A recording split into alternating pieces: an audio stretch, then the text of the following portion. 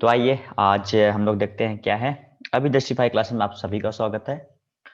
और यहाँ पर हम लोगों का सिस्टम था डाइजेस्टिव सिस्टम, जिसमें मैंने शुरू से एंड तक पूरा डाइजेस्टिव सिस्टम का एक एक पार्ट, एक एक रोल, सब कुछ मैंने बता दिया है। थोड़ा बहुत ये पूरा आप जो देख रहे हो ना, मैंने इनमें से एलिमेंट्री, फेनॉल, buccal cavity, food pipe, stomach, small intestine, large intestine, आखिर क्यों कहते हैं स्मॉल इंटेस्टाइन, देख वैसे तो बड़ा है फिर भी इसको स्मॉल क्यों कहते हैं, ये भी मैंने बता रखा है ना। अच्छा, पेट का कैंसर क्या होता है, ये भी टॉपिक आपको सुनने में आया होगा, मिला होगा, है ना। यहाँ पर लेयर्स ऑफ एलिमेंट्री कैनॉल। आज ये आपके नीचे जो दिख रहा है ना, डाइजेस्टिव ग्लैंड्स, यहाँ पर आपको तीन चीज दिख रही होगी। स्लैब salivary glands, liver and pancreas. तो यही चीज आज हमको देखना है। और फिलहाल अभी तक आपने इसके आगे जो भी देखा, अभी मैं आपको स्लाइड दिखा रहा हूँ, अभी तक आपने देखा है ह्यूमन डाइजेस्टिव सिस्टम। अब आपको देखना है डाइजेस्टिव ग्लैंड्स। ठीक है। ह्यूमन डाइजेस्टिव सिस्टम का हर एक वीडियो आपके पास अच्छे से गया है, और वीडियो के अंदर काफी मतलब डीपली मैंने चीजों को बताया था। ठीक है, ये सब कुछ आप लोगों ने अच्छे से पढ़ रखा है। दांत के चार प्रकार, किस प्रकार से पांचों को हम पढ़ते हैं, है ना। पाचन का क्रिया, मुंह, टीथ है, और सीजर्स, इंसीजर्स, कैनिन, ये सब कुछ आप लोगों को मैंने 2134 फॉर्मूला भी था इसका ना, हाँ 2123 लिखे आपके पास फॉर्मूला भी है। ये सब कुछ मैंने आप लोगों को बिल्कुल अच्छे से खत्म कर रखा है। ठीक है। और स्लाइवा, अमाइलेज, ठोंग, चीप, ये आपको दिखाया था एक पीडीएफ, है ना। अरे वो मैसेज का चैट। अच्छा, ये सारी चीजें, ये काफी इंटरेस्टिंग ये चीज था। आप लोग अगर इसको अच्छे से समझ में आया हो कि किस तरीके से हमें खांसी आती है, किस तरीके से हमें खाना खाते समय बोलना नहीं चाहिए, है ना। लैरिंग्स, फेरिंग्स, ईसोफेगस, सांस वाली नली कौन सी है, और खाना किस में जाता है ना। ये सारी चीजें मैंने आप लोगों को अच्छे से पढ़ा रखा है ना। इसके बाद आप देखो यहाँ पर स्पिंचर वगैरह आप लोगों को बता रखा था कि स्पिंचर क्या होता है ना। हर एक पार्ट जहाँ कहीं भी स्पिंचर होता था वन वे हुआ करता था। बोलो, ये सब कुछ आप लोगों को अब नाम, अच्छा कुछ नहीं, जिसको कुछ समझ में नहीं आता होगा, लेकिन उसको नाम सुन करके तो ऐसा लग रहा है ना कि हाँ ये सब कुछ हमने पहले पढ़ रखा है। बताओ, नाम सुन करके लग रहा है ना कि हमने ये सब कुछ पहले पढ़ रखा है। ओके ओके लिख करके भेज दो कि अगर लग रहा है ना, थम्स अप कर दो, कुछ कर दो, मुझे जान जाऊं कि हाँ आप लोग पढ़ रहे हो इसका मतलब, और आपको चीजें सुनी सुनाई लग रही है पहले से। स्टोमच हो गया, और आपका स्मॉल इंटेस्टाइन हो गया, लार्ज इंटेस्टाइन हो गया, है ना। ये सब कुछ मैंने आपको अच्छे से बताया था। डेडुनम, जेजुनम, इलियम, है ना। Duodenum, jejunum, ileum small intestine के पार्ट्स हुआ करते थे।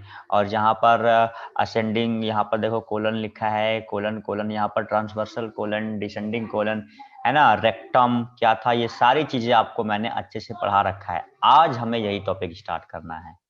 एक बार मेरे तक चैट देख लो आप लोग का। Yes sir, good afternoon Abhya, Mayank good afternoon, yes sir, Sakshi Rawat good afternoon, yes sir. हाँ सबका, अब ये चीज मैसेज आ रहा है कि हाँ सर आपने जो भी टॉपिक सुनाया था ना, मतलब आपने जो भी टॉपिक बताया है ये सब कुछ हम लोगों ने सुन रखा है। एक मिनट बच्चों।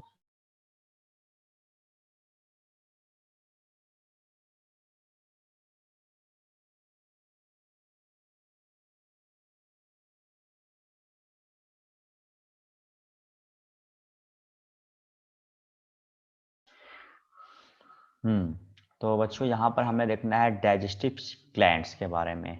ये जो लार ग्रंथियाँ होती है ना, जैसे हिंदी में इसको कहते हैं ग्लैंड्स माने ग्रंथियाँ, डाइजेस्टिव माने पाचन। तो हमने देखा था जब भी हमने डाइजेस्टिव सिस्टम पर रखा था हमने, तो वहाँ पर देखते थे कि मुंह में पाया जाता था, है ना, स्लाइवा पाया जाता था, जो क्या करता था चीज़ों को, मतलब जो हम खाना खाते थे उस खाने में से बैक्टीरिया उसको मारने में उसका योगदान हुआ करता था। बोलो, ऐसा कुछ पढ़ रखा है ना। मैंने बताया था कि बैक्टीरिया को मारने में इनका यूज हुआ करता है ना। आओ देखते हैं, यही चीज है हमारे पास आज, स्लेवरी ग्लैंड्स, है ना। स्लाइवरी ग्लैंड देखिए क्या होता है, जो हमारे यहाँ चीज यहाँ के बारे में पढ़ना है। जो मुंह में लार होती है ना, उसी के बारे में हमें यहाँ पर पढ़ने को मिल रहा है। कह रहे हैं कि ये जो स्लाइवरी ग्लैंड्स है ये तीन प्रकार के होते हैं। कौन कौन से होते हैं, ये देखो नीचे में आपको दिख रहा है ना, पैरोटिड, सब मैंडिबुलर, और ये है सबलिंगुअल, है ना।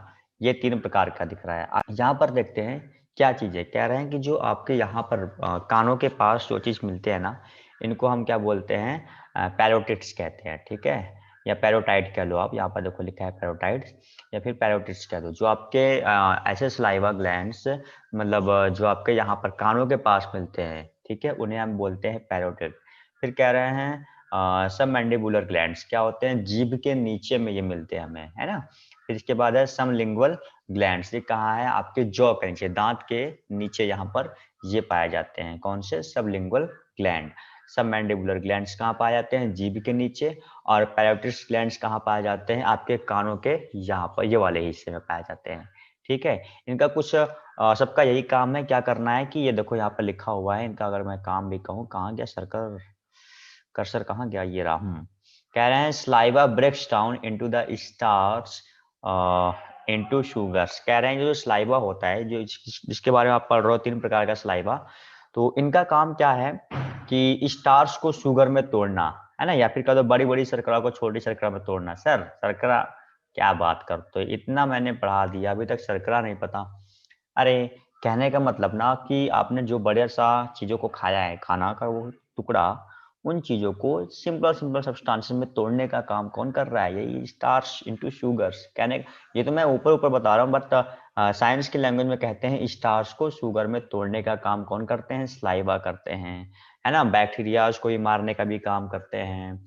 अच्छा ये हुआ। इसके बाद चलते हैं नेक्स्ट स्लाइड पे। कुछ नहीं है इसमें, है ना, ज्यादा कुछ नहीं है ना। इनका मेन फंक्शन क्या था कि saliva break down the starch into sugars. बहुत बड़ा टॉपिक नहीं है आज का, लेकिन जो भी है थोड़ा बढ़िया से देखना। तो अभी तक हमने क्या देखा, हम स्लाइवा के बारे में पढ़ा, डाइजेस्टिव सिस्टम, जिसमें हमें 3 चीजों को देखना है। कौन कौन सी चीजों को देखना है, जिसमें हम पहला चीज देख रहे हैं, डाइजेस्टिव सिस्टम में हमें 3 चीजों को देखना था। पहला स्लैवरी ग्लैंड्स, स्लैवरी ग्लैंड्स में हम देख रहे हैं क्या, पैरोटिड्स, है ना। फिर इसके बाद देखा हमने सबलिंगुअल्स, फिर हमने देखा सब मैंडिबुलर। तो जब पैरोटिड्स होता था, जो हमारे कान के पास हो पाए जाते हैं, इन्हें हम पैरोटिड्स कहते हैं, है ना। फिर कह रहे हैं कि सबलिंगुअल क्या होता है, जॉ के नीचे, ये जॉ है ना, जॉ के नीचे पाए जाते हैं। फिर कह रहे हैं सब मैंडिबुलर क्या होता है, जीभ के नीचे पाए जाते हैं। इनका काम क्या है, स्टार्च को शुगर्स में तोड़ना, बस इतना सा इनका काम है, छोटू सा काम। अच्छा इसके बाद आती है बात किसकी, लीवर की। अपने हाथ को पकड़ो, राइट हैंड को, और ऐसे रखो अपने राइट साइड में, और यहाँ पर देखो, यहाँ पर दिख रहा है ना, यहीं पर आपका है कौन सा, लीवर। सर इसका काम क्या है सर, अरे रुक जाओ, काम के पहले समझते हैं इसका थोड़ा सा योगदान क्या है, ठीक है। यहाँ पर देखो हिंदी में अगर मैं दिखाऊं, तो आपको आज मैं हिंदी का भी दिखाता हूँ। देखो यहाँ पर क्या लिखा है, दिख रहा है कुछ, यकृत माने वही लीवर, पेट के ऊपरी भाग में दाईं ओर स्थित एक लाल भूरे रंग की ग्रंथि माने वही क्या, ग्लैंड्स हैं, ठीक है। फिर कह रहे हैं कि कुछ नहीं, वही मैंने बताया, हाथ को उठाओ, ऐसे रखो, और बस यहीं पर इसकी लोकेशन है, लोकेशन आपको दिख गया। फिर कह रहे हैं कि कहने का मतलब, और इनके अंदर सर इट सीक्रेट्स, अच्छा it is the largest glands, सही बात है। कह रहे हैं ये सबसे बड़ी ग्लैंड्स होती है ह्यूमन बॉडी में, दूसरी बात मिल गई। तीसरी बात कर रहे हैं it secrets bile juice. Sir bile juice सुनते ही कुछ दिमाग में आता होगा, कुछ याद आ रहा है, जब स्टोमच से उसका हाइड्रोक्लोरिक एसिड वाला मटेरियल स्मॉल इंटेस्टाइन में जाता था, तो वहां पर का स्टोमच के अंदर का एसिडिक मटेरियल को बेस मटेरियल में कन्वर्ट करने के लिए बाइल जूस जिम्मेदार हुआ करता था। याद आ रहा है कुछ, जिस किसी ने वीडियो पढ़ रखा है, पुरानी लेक्चर्स को अच्छे से देख रखा है ना, उसको ये सारी चीजें याद होंगी, जो सीरियसली होकर पढ़ाई और जो सिर्फ मस्ती करने के लिए आता होगा ना, तो उसका कुछ नहीं होना है। मैं लेक्चर को काफी डीपली और इस हद तक बताता हूँ जिस हद तक आपके नोट्स शायद आपके ना बने हो, शायद, मैं श्योरिटी तो नहीं कहूँगा, लेकिन हाँ बहुत सारी चीजें इसमें ऐसी हैं जहाँ पर आपको मतलब आप अभी जिस स्टैंडर्ड में हो उससे हट करके चीजें मिलती हैं, और समझाता भी हूँ, इस तरीके से कोशिश पूरी कर देता हूँ जिससे आप लोगों को अच्छे से समझ में आ जाए, ठीक है। तो आओ, मैं कह रहा हूँ बाइल जूस, मैंने बताया था कि स्टोमच का जो इन्वायरमेंट होता है वो हाइड्रोक्लोरिक एसिड का होता है। तो जब वहां से वो खाना जो पेट में रहता है, वहां से जब उसे स्मॉल इंटेस्टाइन में पास किया जाता है, तो वो हाइड्रोक्लोरिक एसिड यानी एसिड नेचर किसका होता है, पेट के अंदर का इन्वायरमेंट एसिडिक नेचर का होता है। और स्मॉल इंटेस्टाइन के अंदर का इन्वायरमेंट कैसा होता है, बेसिक नेचर का होता है। एसिड और बेस दोनों बहुत एक दूसरे के अगेंस्ट हैं, है ना, बहुत मतलब कट्टर नॉलेज में लड़ाई होती रहती है। तो क्या कह रहे हैं कि जो एसिड है उसका स्टोमच का सिस्टम, उसको पहले हम किसमें जाना तो है ही, स्मॉल इंटेस्टाइन में वही रास्ता वही है ना? एनएस तक का रास्ता स्मॉल इंटेस्टाइन से होकर के ही जाता है, तो उस रास्ते में जाना है, ये तो तय है। तो वहाँ पे जाने के लिए ये ज़रूरी है कि हम उस एसिडिक नेचर वाले सब्सटेंस को पहले हम चेंज कर दें, किसमें? बेसिक में। जब वो बेसिक में चेंज होगा, तो वो लड़ाई नहीं होगी, है ना? कोई रिएक्शन नहीं होगा पेट में, अच्छे से काम हो जाएगा, है ना? तो वही कह रहे हैं कि अब स्टमक से जो सामान निकल के स्मॉल इंटेस्टाइन में जा रहा है, उसको एसिड नेचर से बेसिक नेचर करने के लिए एक जूस जिम्मेदार होता था, कौन है? यही बाइल जूस। बोलो, समझ में आया ये चीज?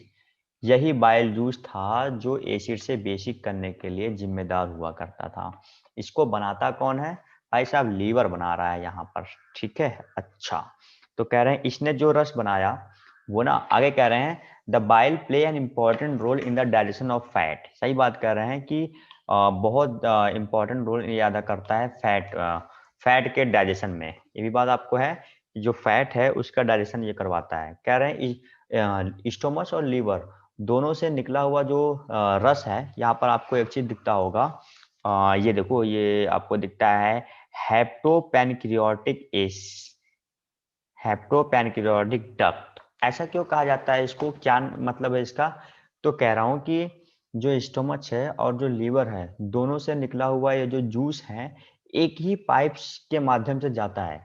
दोनों एक ही पाइप के माध्यम से आगे जा रहे हैं, इसीलिए इसको कहा जाता है हेप्टोपैनक्रियाटिक डक्ट। बात समझ में आई? हम इसे हेप्टोपैनक्रियाटिक डक्ट क्यों कहते हैं? क्योंकि स्टोमच और लीवर दोनों से निकला हुआ जो जूस है, वो जूस एक ही माध्यम से, एक ही पाइप से होता हुआ जाता है, इसलिए इसे हम क्या बोलते हैं? हेप्टोपैनक्रियाटिक डक्ट कहते हैं। ठीक है। और इसका अगर मैं कहूँ, सबसे बड़ी ग्लैंड्स है और बाइल जूस ये प्रोड्यूस करता है। बाइल जूस का रोल बहुत ही ज़्यादा है डाइजेशन में, क्योंकि ये फैट को डाइजेस्ट भी कराता है। अच्छा, इसके बाद कह रहे हैं कि इसे हेप्टोपैनक्रियाटिक डक्ट क्यों कहा जाता है? क्योंकि स्टोमच से निकला हुआ जूस और लीवर से निकला हुआ जूस दोनों एक ही पाइप से होकर के जाता है, इसलिए इसे हम क्या बोलते हैं? हेप्टोपैनक्रियाटिक जूस कहते हैं।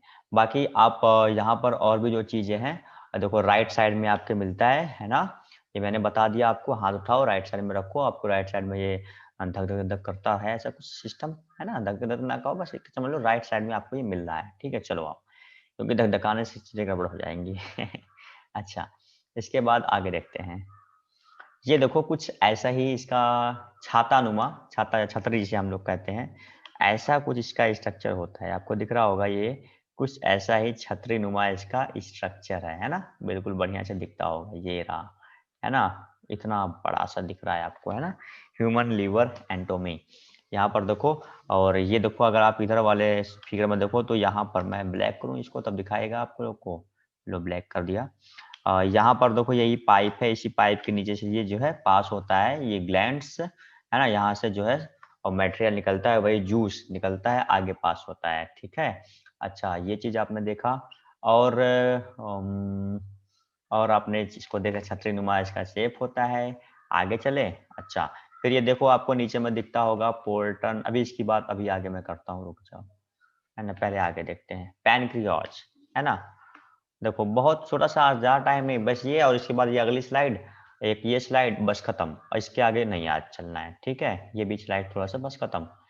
जेनेटिक्स तो हो ही चुका है, देखो इसके बाद वही वापस से आ जाता है। अच्छा, कोई बात नहीं, मैं पहले पर समझाता हूँ पैनक्रियाज। देखो, अभी तक हम लोगों ने क्या देखा? अभी तक हम लोगों ने देखा स्लैवरी ग्लैंड्स, जिसमें तीन चीज हुआ करती थी, कौन कौन सी? पैरोटिड्स और सबलिंगुअल्स और सब मैंडिबुलर। ठीक है, ये था। इसके बाद हम लोगों ने देखा लीवर, लीवर देख लिया। इसके बाद अब हम देख रहे हैं पैनक्रियाज। ये सब है क्या? डाइजेस्टिव ग्लैंड्स हैं। ठीक है, अब हम देख रहे हैं पैनक्रियाज। तो पैनक्रियाज कह रहे हैं जस्ट ये ना, स्टोमच के जस्ट नीचे ही ये मौजूद होता है, कौन? पैनक्रियाज। तो ये पैनक्रियाज क्या है? कह रहे हैं ना, ये स्टोमच के जस्ट नीचे ही उपस्थित होता है या रहता है। ये क्या करता है? यहाँ पर आपको लिखा है कि the pancreatic juice act on carbohydrates and protein and change into simpler form. इसका भी सेम काम है जैसा वहां पर हुआ करता था, है ना? ये क्या कह रहा है कि कार्बोहाइड्रेट्स और प्रोटीन को सिंपलर फॉर्म में बदल देता है, यही इसका काम है। कार्बोहाइड्रेट्स और प्रोटीन को ये सिंपलर फॉर्म में कन्वर्ट कर देता है। फिर कह रहे हैं कि ये हमने देखा कि the pancreatic juice act on carbohydrates and protein and change them into simpler form. ये कह रहे हैं कि जो ये पैनक्रियाटिक जूस है ये क्या करता है, कार्बोहाइड्रेट्स और प्रोटीन्स को उसके सिंपलर फॉर्म में कन्वर्ट कर देता है। ठीक है, इसके बाद कह रहे हैं, अगर भाई साहब अब आगे की बात करते हैं कि इसने कार्बोहाइड्रेट्स और प्रोटीन को पचाने का काम तो कर दिया, अब इंटेस्टाइन है ना, अब इंटेस्टाइन के सबसे नीचे वाले क्षेत्र में जो आपको मैंने बताया था कि ड्यूोडेनम, जेजुनम, इलियम ये चीज हुआ करता था ना, कह रहे हैं कि इसने तो कार्बोहाइड्रेट्स और प्रोटीन को पचा दिया है ना, यानी इसने सिंपल फॉर्म में तोड़ दिया, लेकिन अभी भी बहुत सारी चीजें हैं वहां पर जो अभी टूटी नहीं है, नहीं वो अपने सिंपल फॉर्म में कन्वर्ट नहीं हुई है। फॉर एग्जाम्पल अगर मैं बात करूं जैसे फैट, जिसका पाचन नहीं हुआ है वो भी यहाँ पर हो जाता है। ठीक है, अगर आप बात करो स्मॉल इंटेस्टाइन से, मतलब अगर आप बात करो स्टोमक से, वहां से बहुत सारी चीजें डाइजेस्ट, देखो डाइजेशन डाइजेस्टिव सिस्टम जो है ना, उसमें सिस्टम में कहीं कहीं कहीं कहीं ऐसा नहीं कि सारा का सारा डाइजेस्ट एक ही जगह हो जाता है, तो वो सिस्टम में किसी ने कुछ एब्जॉर्ब किया, किसी ने कुछ एब्जॉर्ब किया, इस तरीके से लोग अपना अपना पार्टिसिपेशन कर रहे हैं, है ना। इसमें इस पैनक्रियाज का क्या पार्टिसिपेशन है, इसने क्या किया, कार्बोहाइड्रेट्स और प्रोटीन्स को सिंपल फॉर्म में कन्वर्ट कर दिया, लेकिन इसके बावजूद जो चीज रह गई, जो चीज अभी उस खाने से एब्जॉर्ब नहीं की जा सकी, वो क्या कर रहे हैं, स्मॉल इंटेस्टाइन में जब पास होती है ना, तो स्मॉल इंटेस्टाइन के सबसे नीचे वाले पार्ट में ड्यूडेनम, जेजुनम और इलियम, उसके अंदर जो कुछ भी चीज बाकी है वो उसे एब्जॉर्ब कर लेता है। यही तीन पार्ट में ड्यूडेनम, जेजुनम और इलियम, जो कि स्मॉल इंटेस्टाइन के तीन पार्ट थे, इसमें से भी चीजों को एब्जॉर्ब किया जाता है। फैट को भी यहीं से एब्जॉर्ब किया जाता है। बस इतनी सी बात थी। यानी आपको मालूम होना चाहिए, जो हम लोग पढ़ते हैं ना, जिसकी वजह से आपको डायबिटीज वाली प्रॉब्लम आपने सुना है लोगों को, वो होता है, वो किसकी वजह से होता है, इंसुलिन। और वो इंसुलिन भी कौन बनाता है, यही पैनक्रियाज बनाते हैं। ठीक है, यहाँ पर देखो, आ, मैं देखो यहाँ पर स्लाइड्स आ रही है, मैं स्लाइड्स को देख देख करके नहीं बोल रहा हूँ ना, बस आप लोग क्या करो, जो मैं बता रहा हूँ वो ठीक है, अगर आप लोग पेन से लिख रहे हो तो ठीक है, और नहीं तो फिर बाद में ये स्लाइड्स को पढ़ लेना, वो आपके लिए काम लायक है। ठीक है, अच्छा, लेकिन जो है बहुत सारी चीजें होती है इंपॉर्टेंट, बोल के निकल जाता हूँ, तो अगर यहाँ पर नहीं लिख पाओ, यहाँ पर सिर्फ सुनना है, तो यूट्यूब पर जाया करो, जब वीडियो अपलोड हो जाए तो वहां से लिख लिया करो इन सब चीजों को। ठीक है, चलो आओ। तो मैं कह रहा हूँ कि जो आप एक डायबिटीज नाम की बीमारी सुनते हो ना, उसके लिए इंसुलिन भी कौन तैयार करता है, यही पैनक्रियाज बनाता है। डायबिटीज किसकी वजह से होता है, इंसुलिन की वजह से होता है, और वो इंसुलिन बनाता कौन है, यही पैनक्रियाज के द्वारा ही इंसुलिन को बनाया जाता है। यहाँ पर आपको दो शब्द समझने होंगे, कौन सा, एंजाइम और हार्मोन। देखो ये डिफरेंस, अगर मैं बताने चल रहा हूँ difference between enzyme and hormones, तो आपको ये दो चीज समझने होंगे। कह रहे हैं एंजाइम्स और हार्मोन्स, तो हार्मोन्स क्या चीज है, हार्मोन्स वो चीज है जो डायरेक्ट ब्लड के अंदर छोड़ दी जाती है, उस चीज को हम हार्मोन्स कहते हैं, जो डायरेक्ट ब्लड के अंदर छोड़ दी जाती है। ठीक है, फिर एंजाइम क्या है, एंजाइम वो चीज है जो पाइप के माध्यम से, यानी पाइप के थ्रू छोड़ी जाती है, जो डायरेक्ट ब्लड में छोड़ दी जाए, है ना, वो चीज को तो हम हार्मोन्स कह रहे हैं। फिर कह रहे हैं जो पाइप के माध्यम से छोड़ी जाए उसे हम क्या बोलते हैं, एंजाइम्स कहते हैं। तो इसी के आधार पर ये जो ग्लैंड्स हैं, जो ग्रंथियां हैं, उन्हें भी दो भागों में बांटा गया है। ठीक है, दो भागों में बांटा गया है, यानी जो पैनक्रियाज है, कह रहे हैं ये देखो, एक्सोक्राइन एंड एंडोक्राइन, ये दो पार्ट में इसे भी बांटा गया है। अब एंडोक्राइन क्या है, अगर हम बात करते हैं एंडोक्राइन की, तो वो ग्रंथि यानी वो ग्लैंड्स जो अपने द्वारा बनाए गए रस को बिना पाइप के, है ना, कि बिना किसी पाइप के ब्लड में छोड़ देती है, उसे हम एंडोक्राइन कहते हैं।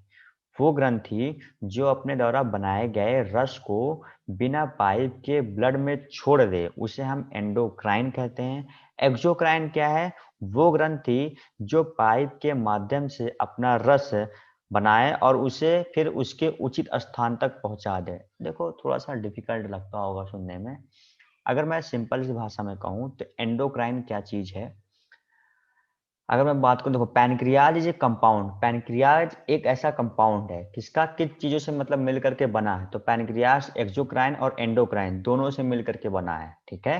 तो एक्सोक्राइन क्या होता है, पहले एंडोक्राइन समझाता हूँ। एंडोक्राइन क्या होता है, एक ऐसा सिस्टम, एक ऐसी ग्लैंड्स है जो रस का फॉर्मेशन करती है, यानी जूस का फॉर्मेशन करती है। हमें पता है कि पैनक्रियाज भी एक जूस को फॉर्मेशन करता है, तो जब पैनक्रियाज जूस से मिलकर के ही बना है तो जूस वो भी बनाएगा, है ना। ये एक्सोक्राइन और एंडोक्राइन ये भी क्या कर रहे हैं, जूस का फॉर्मेशन कर रहे हैं। इन्हीं दो से मिलकर के पैनक्रियाज बना है।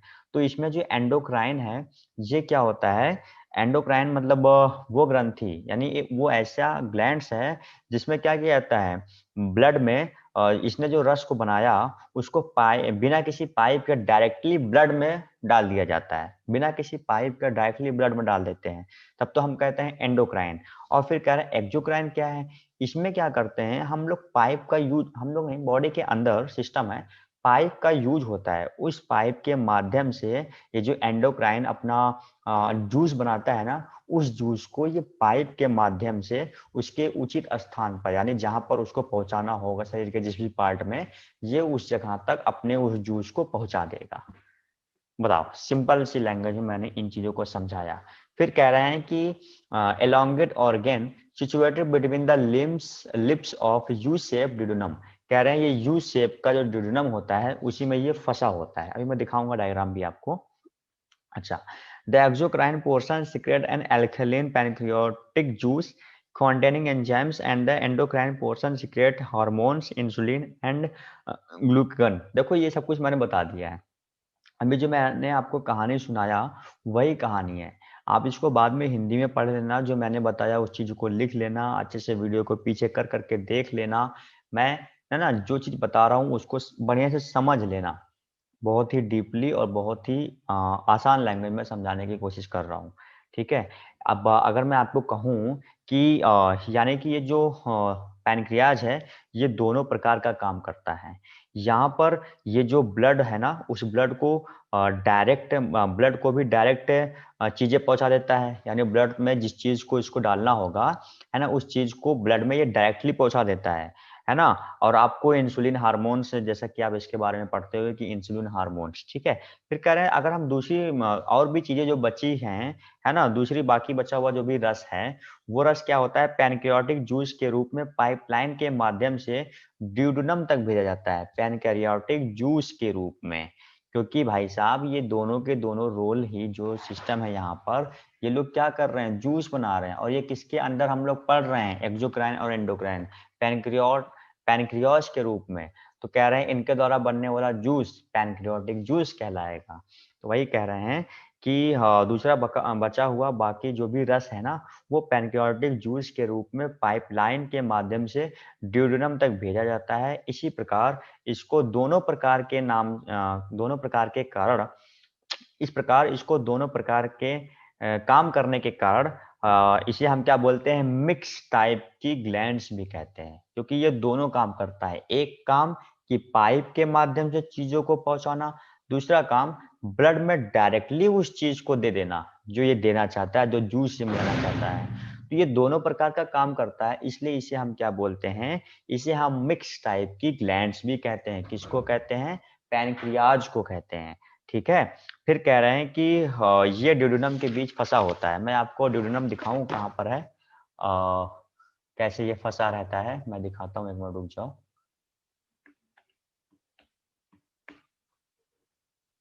ये देखो, ये आपको दिखता होगा। ये देखो, ये ड्यूडेनम है, स्मॉल इंटेस्टाइन का वही पार्ट है ना ड्यूडेनम। तो ड्यूडेनम के ये देखो ये फंसा हुआ है, ये क्या है, ये पैनक्रियाटिक डक्ट है ना, ये देखो। और ये क्या है, ये कॉमन बाइल डक्ट है जो आगे जाकर के जुड़ी हुई होती है ना। यही है पूरा, ये पूरा जो सिस्टम आपको दिख रहा है ना, यही पूरा पैनक्रियाज है। देख लो कहाँ फंसा है ये, ऐसा जे जे टाइप का ये बना हुआ है ऐसे नीचे में, और इसी में ये जाकर के ऐसे फंसा हुआ है, दिख रहा है। इसी को इसने उल्टा बना दिया, ऐसे बना दिया, इसी में जाकर के ये फंसा हुआ है ना। अच्छा, ठीक है, डायग्राम से भी आपको चीजें क्लियर होती हैं, ठीक। अच्छा, आगे चलते हैं। अच्छा देखो, ये काफी इंपॉर्टेंट और आपको याद करने वाली चीज है, ये तो आपको याद करनी ही पड़ेगी। Digestive enzymes and their function. देखो बहुत सारे डाइजेस्टिव एंजाइम्स, जैसे माउथ में पाया जाता है एक स्लेवरी एमाइलेज, ये एक एंजाइम है जो क्या करता है, break down starch into maltose. ये स्टार्च को माल्टोज में तोड़ता है। स्लेवरी एमाइलेज पाया जाता है, ये स्टार्च को किस में तोड़ता है, माल्टोज में। स्टोमच में पेप्सिन पाया जाता है, ये क्या करता है, break down proteins into dipeptides है ना। अच्छा, 1 मिनट समय भी शायद 7 मिनट बचे हैं, 7 मिनट, मैं इसको जल्दी खत्म करता हूँ। फिर पैनक्रियाज है, यहाँ पर कह रहे हैं पैनक्रियाज, तो कह रहे हैं कि ये ब्रेक डाउन करता है स्टार्च को। ट्रिप्सा में ब्रेक डाउन प्रोटीन्स इनटू क्या लिखा है ये, डाइपेप्टाइड से। लिपास है, ये कह रहे हैं ब्रेक डाउन लिपिड से। स्मॉल इंटेस्टाइन में ये 4 चीज, माल्टोज है ना, ये क्या करता है, माल्टोज को ग्लूकोज में कन्वर्ट करता है। सुक्रे सुक्रेज नाम का एंजाइम पाया जाता है, ये क्या करता है, सुक्रोज को ग्लूकोज में कन्वर्ट करता है ना। लैक्टोज क्या करता है, लैक्टोज को ग्लूकोज में कन्वर्ट करता है पेप्टाइड से। ये देखो, ये जो बीच में ये सारे के सारे एंजाइम्स हैं, और ये एंजाइम्स का वर्क इधर लिखा है। अगर मैं इधर दिखाऊं तो ये एंजाइम्स का वर्क लिखा है कि ये एंजाइम्स करते क्या हैं। ठीक है, चलो, ये भी चीज आपने देख लिया। अच्छा, इसके बाद हम लोग आगे चलते हैं। एक छोटा सा और भी चीज है, खत्म कर देता हूँ यहीं पे, आज टॉपिक खत्म हो जाएगा। देखो, अब ये चीज निकल के आ रहा है भाई साहब कि डाइजेस्टिव कहाँ गया, डिसऑर्डर्स, यानी इनकी वजह से होने वाली बीमारियां। जॉन्डिस, ये सब आप अपने आप से पढ़ सकते हो, यहाँ पर जो कुछ भी लिखा है, फिर भी थोड़ा थोड़ा समझा देता हूँ, समझ लो। जॉन्डिस कह रहे हैं कि the liver is affected skin. देखो, कह रहे हैं ना, ये इसमें क्या होता है, जब हमारा लीवर खराब हो जाता है तो उसकी वजह से क्या होता है, आंखें ना येलो कलर की होने लगती हैं, है ना। इसी को हम लोग बोलते हैं जॉन्डिस, जब लीवर खराब हो जाता है। फिर कहते हैं वोमिटिंग क्या है, उल्टी वगैरह जो होता है ना, कह रहे हैं मतलब पता ही है, जब वो स्पिंचर दबा रह जाएगा तो हमें उल्टी हो जाएगी, इसी को हम वोमिटिंग कहते हैं। बताओ, स्पिंचर का काम समझ में आया, स्पिंचर दबा रह गया, उल्टी होने लगी, इसी को हम वोमिटिंग कह रहे हैं। बहुत बढ़िया।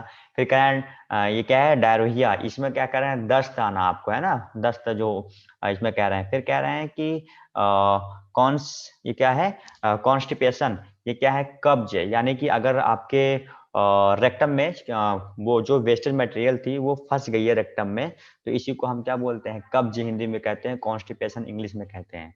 ठीक है, रेक्टम आपको पता ही है कहाँ पर है। मैं फटाक से आपको रेक्टम दिखा करके आता हूँ, 5 मिनट बचा हुआ है, मैं आपको रेक्टम दिखा करके आता हूँ। ये देखो फटाक से, कहाँ है कहाँ है कहाँ है, ये देखो आपको यहाँ पर दिखा, रेक्टम दिखा, कहीं बोलो दिख गया कि नहीं दिखा, मैं दिखाता हूँ, रुक जाओ। ये देखो, ये देखो, यही है रेक्टम। यहाँ रेक्टम में जो चीजें फंस जाएंगी ना, उसी को वहां पर बताया जा रहा है। तो वहां पर एक बीमारी होती है, इस बीमारी का नाम आपको यहाँ पर दिख रहा है, ये रहा, कॉन्स्टिपेशन। ठीक है, चलो, मैं प्रूफ के साथ हर एक चीज दिखाता हूँ, है ना। इसके बाद फिर निकल के आता है आपका इनडाइजेशन। इसमें क्या है, अपच, यानी कि आपका जो फूड है वो अच्छे से डाइजेस्ट नहीं हो पा रहा है, तो उसको बोलते हैं अपच, है ना। इसका हिंदी इंग्लिश दोनों आपको लिखा है। फटाक से, 4 मिनट बच रहे हैं, 2 मिनट में स्क्रीनशॉट लो चीजों का, उसके बाद मैं लेक्चर खत्म कर रहा हूँ। ठीक है, जल्दी जल्दी करो, जल्दी जल्दी।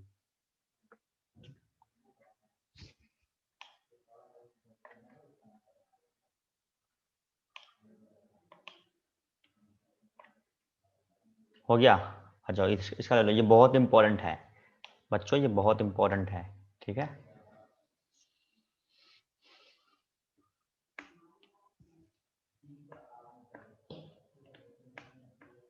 इसका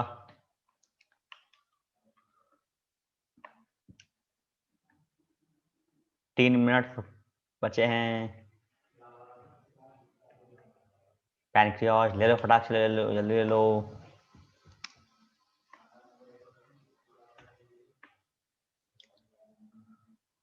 इसका भी ले लो फोटो।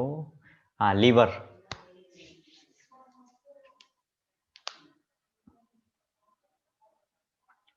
जिसको को भी लेक्चर समझ में नहीं आया होगा तो उसका एक रीजन है कि वो पुराने लेक्चर्स को नहीं देखा है, सीधी सी बात है।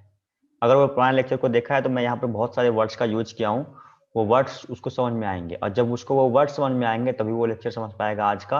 वरना तो आज का लेक्चर पुराना पुराना किसी को नहीं समझ में आया होगा। उसका रीजन बस एक ही है, वो पुराने लेक्चर को नहीं देखा है। बस बस, ये हो गया ना, यहाँ तक पढ़ाया था। ठीक है बच्चों, चलता हूँ, बाय बाय, टेक केयर, आप सभी अपना ध्यान रखिएगा।